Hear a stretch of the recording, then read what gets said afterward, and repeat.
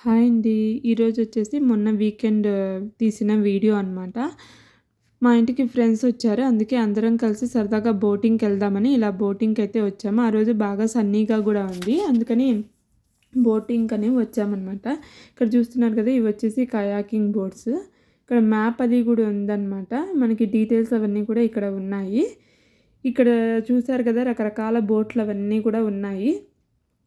చుట్టూరా అంతా గూడా ఇలాగ ఉందనమాట. బోట్స్ పాయింట్ దగ్గర. రెస్టారెంట్ అది గూడా ఉంది అటువైపు. చాలామంది జనాలు గూడా వచ్చారు చూసారు గదా! అక్కడ. ఇక్కడ మేము డిస్కషన్ చేస్తున్నామనమాట. ఏ బోట్ ఎక్కాలి ఏంటి అన్నది. ఎంతమంది పడతాము అలాగా డిసైడ్ అవుతున్నాము ఏం తీసుకోవాలి అని. ఇక్కడ నాకేమో డక్స్ అవి కనిపిచ్చాయి రివర్‌లో. ఇలా మొత్తానికి ఈ బోట్ తీసుకుందామని డిసైడ్ అయ్యి ఫైనల్‌గా అయితే ఈ బోట్ ఎక్కాము మేము. ఇలాగా ఫ్యామిలీగా బోట్ తీసుకొని సెల్ఫ్‌గా డ్రైవ్ చేయడం అనేది ఫస్ట్ టైం అనమాట. ఎప్పుడు గూడా ఇలాగా మేము సెల్ఫ్‌గా బోట్ తీసుకొని డ్రైవ్ చేయలేదు. ఇదే ఫస్ట్ టైము.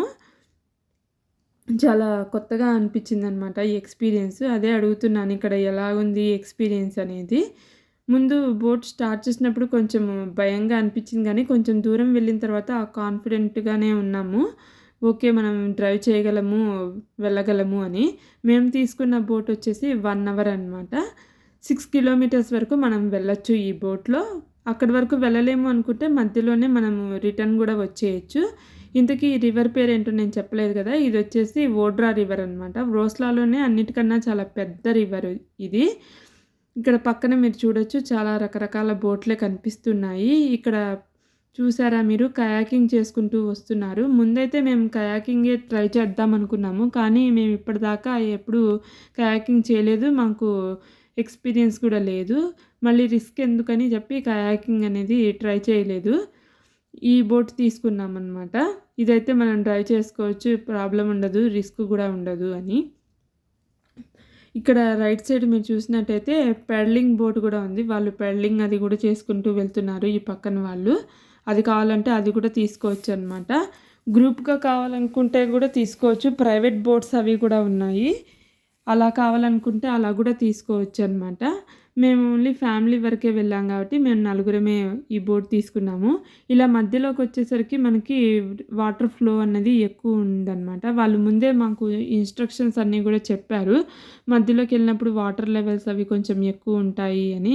ఎలా వెళ్ళాలి ఏంటి అన్నీ కూడా మనకి ముందు వాళ్ళు బోట్ తీసుకున్నప్పుడే అన్ని డైరెక్షన్స్, ఇన్‌స్ట్రక్షన్స్ ఇచ్చి మనకి బోట్ అన్నది ఇస్తారనమాట. మనకేదన్నా మధ్యలో బోట్ ఆగిపోయినా అలా కూడా మనకేం ప్రాబ్లమ్ లేదు. వాళ్ళు మనకి అక్కడ ముందే ఫోన్ నంబర్స్ అవి కూడా ఉన్నాయి. కావాలంటే మీరు ఫోన్ చేస్తే మేమొచ్చి మీకు హెల్ప్ చేస్తామని కూడా చెప్పారు.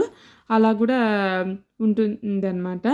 చాలా అనిపించింది. మనకి రాని వాళ్ళకి ఎవరికైనా ఇలా ఫస్ట్ టైం ట్రై చేస్తున్నప్పుడు భయం లేకుండా వాళ్ళొచ్చి హెల్ప్ చేస్తామని చెప్పారు. ఇక్కడొచ్చేసి మనకి బీచ్‌లో ఉంటాయి కదా! చైర్స్ అవి. ఇక్కడ అలాగే రివర్ వ్యూ ఎంజాయ్ చేయడానికి గూడా వాళ్ళు కూడా అలాగే ఎంజాయ్ చేస్తూ ఉన్నారనమాట అక్కడ కూర్చొని.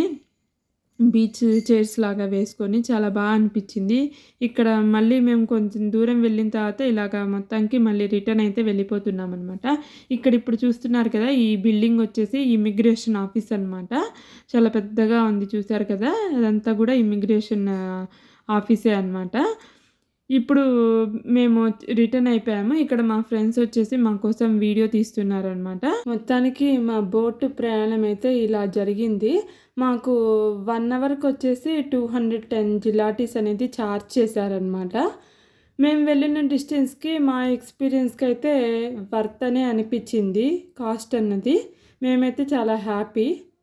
ఫస్ట్ టైం కాబట్టి నలుగురము బాగా ఎంజాయ్ చేసాము. పిల్లలు కూడా బాగా ఎంజాయ్ చేశారనమాట. సరదాగా జోక్స్ చేసుకుంటూ బాగా ఎంజాయ్ చేసాము.